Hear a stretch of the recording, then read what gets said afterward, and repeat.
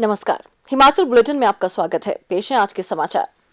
मुख्यमंत्री श्री जयराम ठाकुर ने आज विधानसभा सदन में बीबीएमबी द्वारा सुंदरनगर की सुकेती खड्ड पर धारनडा तलवाली के पास प्रस्तावित जीप योग्य पुल के निर्माण से संबंधित पूछे गए एक प्रश्न के उत्तर में कहा, सही बात यह है कि बीबीएमबी के साथ एक बार नहीं अनेक बार प्रयास हुए इस तरह से, लेकिन उसके बावजूद भी वो गंभीरता से विषय को नहीं ले रहे हैं। और ऐसे में एक बार नहीं अनेक बार उनके अधिकारियों के साथ बात हुई, चेयरमैन से भी बातचीत हुई, पूरे में चेयरमैन तो उनसे भी बात हुई। अभी जो नए चेयरमैन बने हैं उनके सामने मैंने इस बात को कहा है कि हमारे कुछ मसले हैं, चाहे वो सिल्ट का मसला है, बल्ह के क्षेत्र में बहुत बड़ी तबाही, नाचन के क्षेत्र में बहुत बड़ी तबाही, सुंदरनगर में भी, और उसके साथ साथ में जो बहुत महत्वपूर्ण इन विधानसभा क्षेत्र के साथ जो डेवलपमेंट के जो प्रोजेक्ट्स हैं, छोटे छोटे प्रोजेक्ट, ऐसा नहीं है कि बहुत बड़े, लेकिन वो सारे प्रोजेक्ट्स जो है वो बीबीएमबी के जो है वो सकारात्मक दृष्टिकोण ना होने के कारण, सहयोग ना देने की मंशा के साथ जो है वो लंबित पड़े हुए हैं। मैं माननीय सदस्य को आश्वस्त करना चाहूँगा कि बहुत जल्दी हम बीबीएमबी के चेयरमैन को बुला करके इन सारे मामले जो जितने भी इस तरह के जो मसले बीबीएमबी से संबंधित हैं, खास तौर से एक तो जिसके कारण परेशानी है लोगों को, एक तो वो जो क्रॉनिक इश्यूज वहाँ पर बने पड़े हैं, वर्षों से बने पड़े हैं और उनका समाधान नहीं हो पा रहा, एक बार नहीं बार बार कहने के बावजूद नहीं हो पा रहा है। और इसके अतिरिक्त जो डेवलपमेंट के जो प्रोजेक्ट्स है जिनका जिक्र किया है, चाहे रास्ते का है, चाहे सड़क का है, इस तरह के तमाम इश्यूज को लेकर के हम प्लान कर लेंगे, एक मीटिंग करेंगे, एक बैठक करेंगे, ताकि इन समस्याओं के समाधान की दृष्टि से हम आगे बढ़ सकें।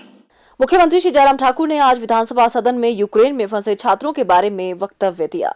अध्यक्ष महोदय, यूक्रेन से संबंधित जो हमारे इस माननीय सदन में जो जानकारी देने का क्रम लगातार बना हुआ है, इसलिए बना है कि हिमाचल प्रदेश के सभी लोग इस बात को लेकर के चिंतित थे कि जो बच्चे वहां पर फंसे वो सकुशल वापस आने चाहिए। और इसलिए जब भी जो सूचना हमको प्राप्त होती है उस सूचना के माध्यम से मैं माननीय सदन को भी अपडेट करता हूं और उसके बाद मीडिया के माध्यम से लोगों तक भी वो जानकारियां जाती है। मुझे कहते हुए संतोष हो रहा है कि प्रदेश के 441 छात्र अब सकुशल वापिस आ चुके हैं, 441 यानी कि 441। 8 छात्र ऐसे हैं जो यूक्रेन के पड़ोसी देशों में सुरक्षित पहुंच गए हैं तथा अपनी इच्छा से फिलहाल भारत वापस नहीं आना चाहते। अब प्रदेश के केवल 9 छात्र वापस आने शेष हैं। इनमें से 7 पोलैंड अथवा रोमानिया पहुंच चुके हैं। यूक्रेन के सुमी शहर में प्रदेश के 2 ही छात्र फंसे थे। विदेश मंत्रालय की सूचना के अनुसार सुमी क्षेत्र में फंसे सभी भारतीयों को वहां से निकाल लिया गया है और पश्चिमी सीमा की ओर ले जाया जा रहा है। उन्हें भी ऑपरेशन गंगा के तहत विशेष उड़ानों द्वारा वापस भारत पहुंचाया जाएगा। अतः शेष बचे 9 प्रदेशवासी भी शीघ्र ही वापस पहुंच जाएंगे। केंद्र सरकार के अथक प्रयासों से ऑपरेशन गंगा अब अंतिम चरण में है। केंद्र सरकार द्वारा यूक्रेन व रूस दोनों देशों से बातचीत की जाती रही है।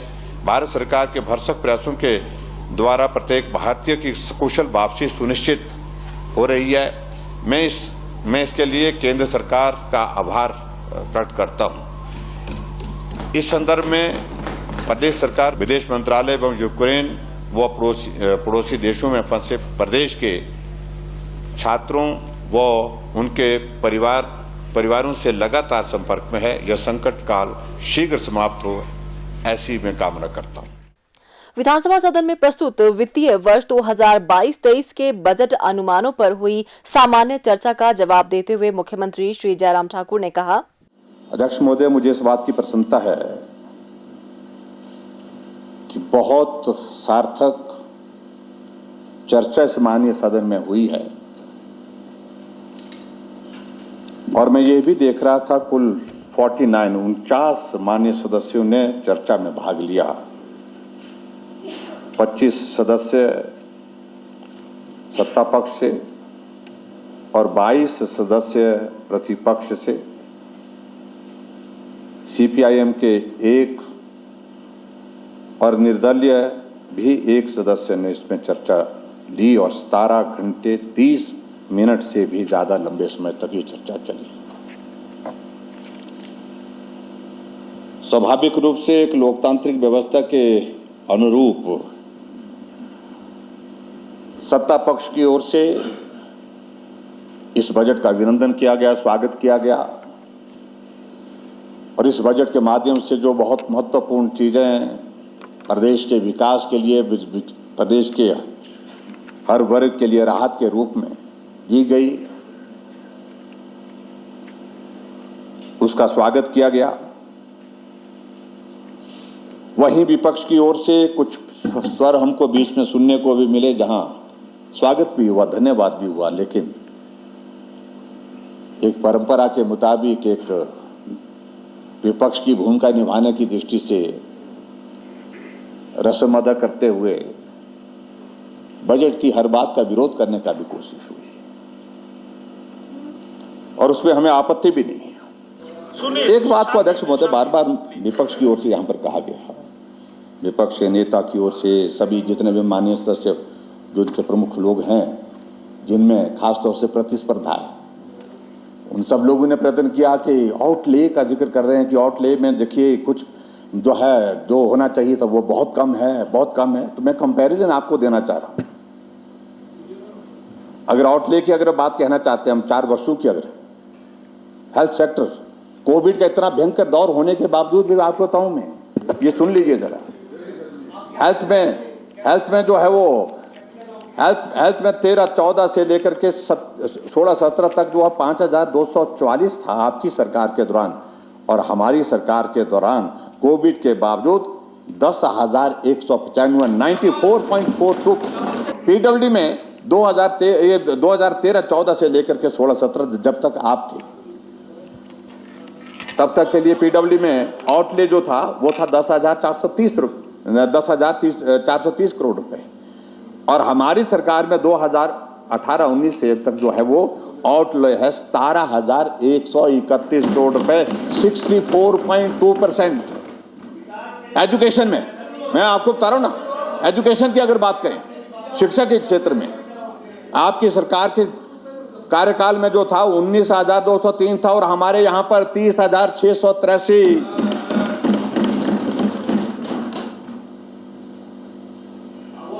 और उसी तरह से आप एग्रीकल्चर और हॉर्टिकल्चर का जिक्र करते हैं। एग्रीकल्चर में आपका था 1,634, हमारा 2,480 है। और उसी तरह से हॉर्टिकल्चर में, या हॉर्टिकल्चर का जिक्र हुआ, आपके कार्यकाल में सिर्फ 908 करोड़ रुपए का था, और हमारे कार्यकाल में जो आउटले हॉर्टिकल्चर के लिए रखा ये था हमारा, वो था 2,016 करोड़ रुपए, 122.00।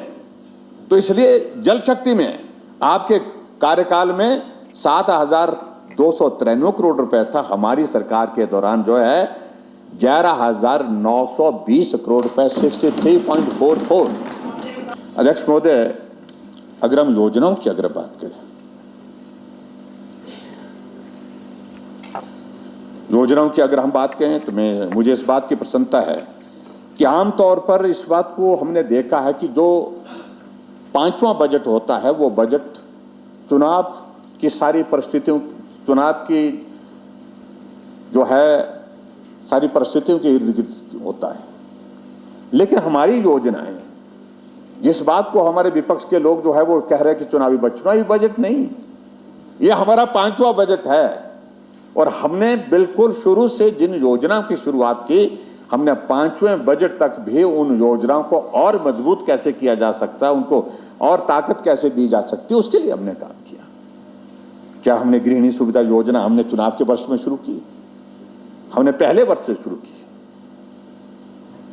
और 3,25,000 गैस के चूल्हे हिमाचल प्रदेश में हर घर में, गरीब आदमी के घर में पहुंचाने का काम हमने चुनावी वर्ष में शुरू नहीं किया अध्यक्ष महोदय, हमने पहले साल के पश्चात इसकी शुरुआत की। मुख्यमंत्री हिमकेयर की अगर हम बात करें, मुख्यमंत्री हिमकेयर के माध्यम से हिमाचल प्रदेश में अभी तक जो है वो हम लाखों लोगों की 2 लाख से ज्यादा 2,25,000 से ज्यादा जो है 2,27,000 के लगभग जो है लोगों का, गरीब लोगों का इलाज करने में सफल हुआ। 200 करोड़ रुपए से ज्यादा उस पर हम खर्च कर चुके हैं। क्या ये योजना हमने चुनावी वर्ष में लाई? सारा योजना को हम मजबूत करने की दृष्टि से लगातार काम कर रहे हैं, क्या हमने वो चुनावी वर्ष में लाई? मुख्यमंत्री स्वावलंबन योजना का हमने जिक्र किया और उस योजना को हमने आज से 3 साल पहले शुरू किया और 4 साल पहले शुरू किया और शुरू करने के पश्चात आज भी उस योजना को हमने और मजबूत करने की दिशा में कदम उठाए हैं। क्या ये चुनावी वर्ष में हमने शुरू किया उसको? हमने अब की बार उसमें कहा कि जितनी भी मातृ शक्ति है, जो हमारी बहनें हैं, जो काम करना चाहती हैं, मुख्यमंत्री स्वावलंबन योजना के अंतर्गत हम 35% की सब्सिडी सभी बेटियों को, माताओं बहनों को देंगे जो उसमें काम करना चाहती हैं। अगर हमने पेंशन की आयु जो है वो 80 साल से 70 साल की और 70 साल के पहले साल में की हमने ये, और उसके बाद पिछले बजट सत्र में हमने उसको महिलाओं के लिए 65 तक लाया। अभी अगर हमने उसको 60 तक सभी वर्गों के लिए लाया तो हमने क्या चुनाव के दिनों में किया? ये हमने उस दिन से शुरू किया जिस दिन से हिमाचल प्रदेश में सरकार बनी। ये एक निरंतरता जिसको हम कह सकते हैं, जिसको हमने कायम रखा अंत तक जो है, 5वें बजट तक जो है हमने इस बजट में उसका प्रावधान करते हुए उसको मजबूत करने की कोशिश की। ये सबसे बड़ी खुशी की बात है कि हमने चुनाव का बोझ अपने दिमाग पर नहीं रखा। हमने चुनाव की परिस्थितियों को अपने इस बजट को प्रभावी करने के लिए नहीं रखा। हमने कहा कि हम जो काम कर रहे हैं वो बेहतर कर रहे हैं, पूरे प्रदेश की जनता हमको उसमें सहयोग दे रही है, समर्थन दे रही है, उस दिशा में हमको उसमें आगे बढ़ना है। हमने उसमें आगे बढ़ करके काम किया। अध्यक्ष महोदय, मैं ये कहना चाहता हूँ। मुख्यमंत्री श्री जयराम ठाकुर ने आज शिमला के ढली में लगभग 49 करोड़ रुपए की लागत से बनने वाली डबल लेन सुरंग की आधारशिला रखने के उपरांत कहा कि प्रदेश सरकार शिमला के प्राचीन वैभव को बनाए रखने के लिए कृत संकल्प है और इसके लिए शिमला स्मार्ट सिटी परियोजना के अंतर्गत शहर में विभिन्न कार्य किए जा रहे हैं ताकि लोगों को इनका समुचित लाभ मिल सके। मुख्यमंत्री ने कहा कि ढली की पुरानी सुरंग वर्षों पूर्व 1852 ईस्वी में निर्मित की गई थी और अब 147 मीटर लंबे इस नई डबल लेन सुरंग से यात्रियों को आवागमन की और बेहतर सुविधा उपलब्ध हो सकेगी। उन्होंने कहा कि शिमला शहर का निरंतर विकास होने से इसका व्यापक विस्तार हुआ है और ऐसे में प्रभावी यातायात प्रबंधन के लिए ठोस कदम उठाना आवश्यक हो जाता है। श्री जयराम ठाकुर ने कहा कि वर्तमान प्रदेश सरकार ने यह सुनिश्चित किया है कि स्मार्ट सिटी परियोजना के अंतर्गत सभी कार्य तीव्र गति से पूर्ण हो। उन्होंने कहा कि हालांकि यह परियोजना वर्ष 2016 में प्रारंभ की गई थी, परंतु इसने वर्तमान प्रदेश सरकार के कार्यकाल में ही गति पकड़ी है। उन्होंने कहा कि शहर के लिए 1813 करोड़ रुपए लागत की एक नई पेयजल आपूर्ति परियोजना भी तैयार की जा रही है, जिसका कार्य पूर्ण होने पर शहर में आगामी 100 वर्षों तक पानी की समस्या का हल हो सकेगा। मुख्यमंत्री ने कहा, स्मार्ट सिटी प्रोजेक्ट के अंतर्गत आज एक जो बेहतरीन शुरुआत हुई है, एक नई टनल जो कि लगभग 49 करोड़ की लागत से बनकर के तैयार होगी, उसका विधिवत आज शिलान्यास हुआ, उसकी विधिवत शुरुआत हुई। उसके लिए मैं आप सबको बहुत बहुत बधाई और शुभकामनाएं। इसकी आवश्यकता बहुत अरसे से महसूस हम कर रहे थे, लेकिन आज इस काम की शुरुआत हुई। मैं समझता हूं कि ये हिमाचल प्रदेश में शिमला जो हमारा राजधानी है, राजधानी के लिए एक बहुत बड़ा मील का पत्थर साबित होगा आने वाले समय में जब ये बन करके तैयार होगी। हम सबको इस बात को लेकर के मानना होगा कि ये शिमला शहर बहुत थोड़े लोगों के लिए बसाया गया था।